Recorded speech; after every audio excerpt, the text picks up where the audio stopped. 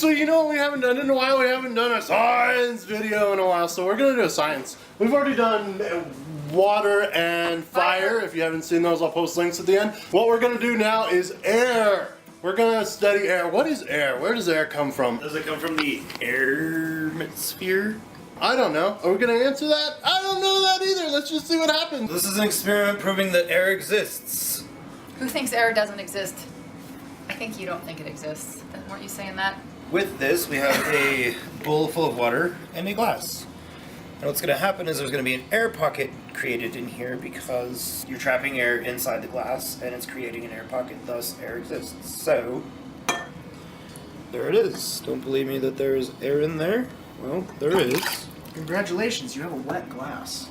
Only on the outside. Don't believe me? So, yes. Prove it. Well, I guess it's...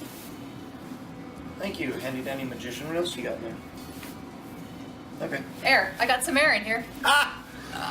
So we will shove a paper towel in here, a dry paper towel, of course. For the skeptics, let me prove its dryness. Okay, it's dry. So, Professional on what's wet and what's dry. I'll take that as a maybe. Dry tissue.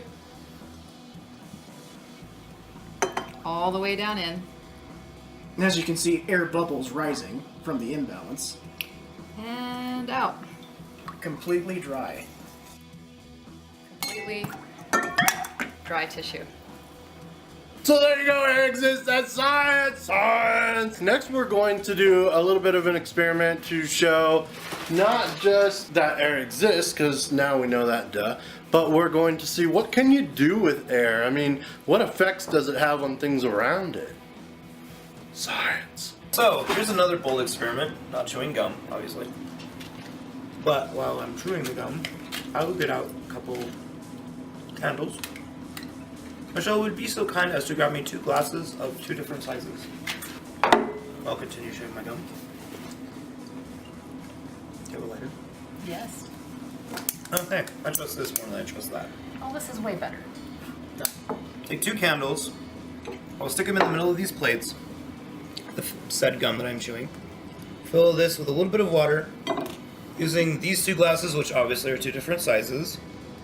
This one will go out first because there is less oxygen in it, and so the carbon dioxide will fill up faster than it will in this one. So, theoretically, that will also prove that air exists, and that without it, things like candles cannot burn. Oh my gosh. Okay. What are the 3 things you need to make a fire? Heat, oxygen, and fuel. I have them placed with said gum, ABC gum by the way, so be careful. I'm going to fill this with a bit of water. Fill this one with a bit of water, just enough to give it a good surface. So what is the purpose of the water for the candle? The purpose is to create a suction seal, cup, yes, like kind a of. suction cup, yes. Cool, got them. And before you do that, I will light the one that will stay in the oxygenated For all air. you oxygen skeptics out there. Okay, are we all ready? We all set? 2 different cups. Here we go.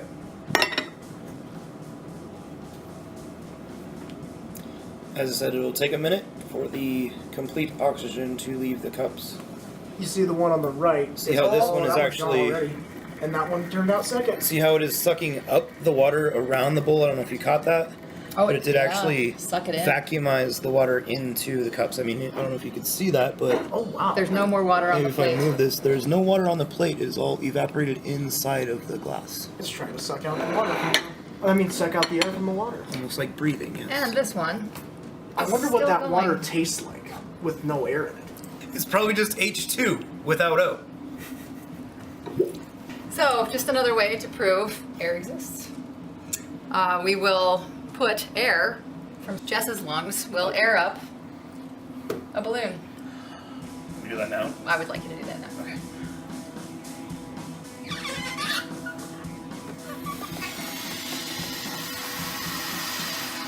Is that enough? Maybe a little more. Not enough? Maybe just a smidge more. That's enough. Okay. And we're gonna light the candle. Jess is going to show that the air from his lungs now transferred into the balloon. will come out and blow out the candle, proving air exists. Excuse me.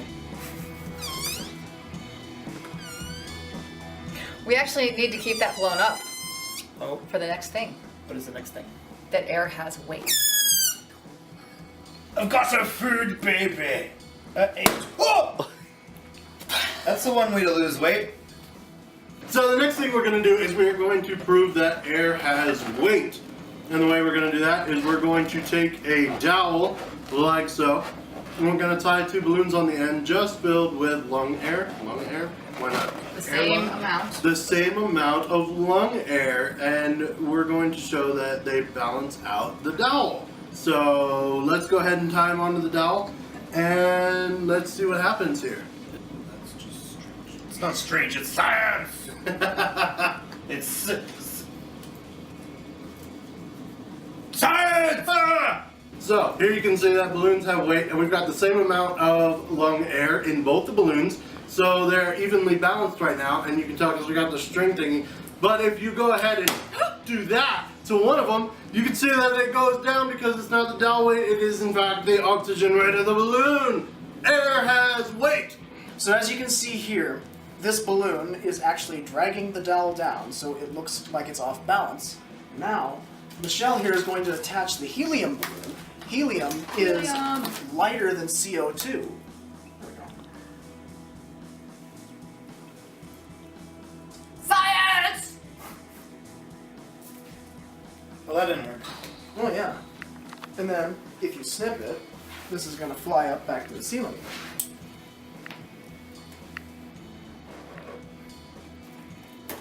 Ah. That just proves that what? CO2 is heavier than helium? Yeah, CO2 is heavier than helium. The interesting thing is, when I told you this was going to lose helium, when I brought it out of Smith's and it was super cold, it got all, and then it, Got all what? like, loose, like the helium was going out of it. It was all loose. And then when it warmed back up, it was tight again. Why is that? I have no idea. It condenses. Yes. That's what it does. The molecules contract and it condenses. Oh, wow. Yeah, because when that's how. Yeah, You got down to where there was nothing in it. because when it heats up, then it expands those molecules again. So Science. We are theorizing that if we take this balloon outside for a given period of time, that the molecules will condense and this balloon will actually appear to shrink. because it's really cold outside. 28 degrees outside. It's 28 degrees 28 outside. degrees. 28 degrees outside. So let's go give this a shot. 28 degrees outside. This is a completely full helium balloon. See how full it is? Full. See, it's snowing. Oh, it's already starting.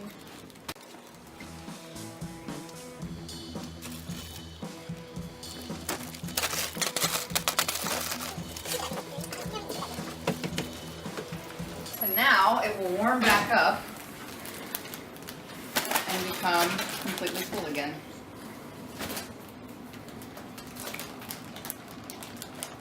Oh yeah, you're expanding. It's like popcorn. It's crackling.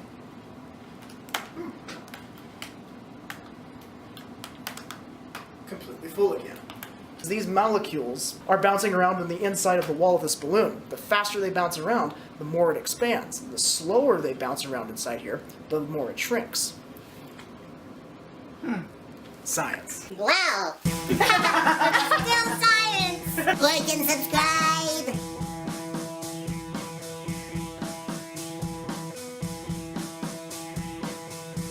No, I'm just gonna hold it outside. And explain like we were just saying a second ago.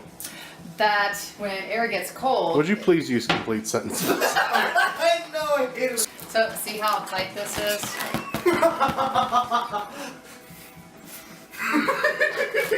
Should I say something else? Are there any air deniers? Leave a comment in the description. I feel like it'd be those people that also believe the earth is flat. Flat earthers, air deniers.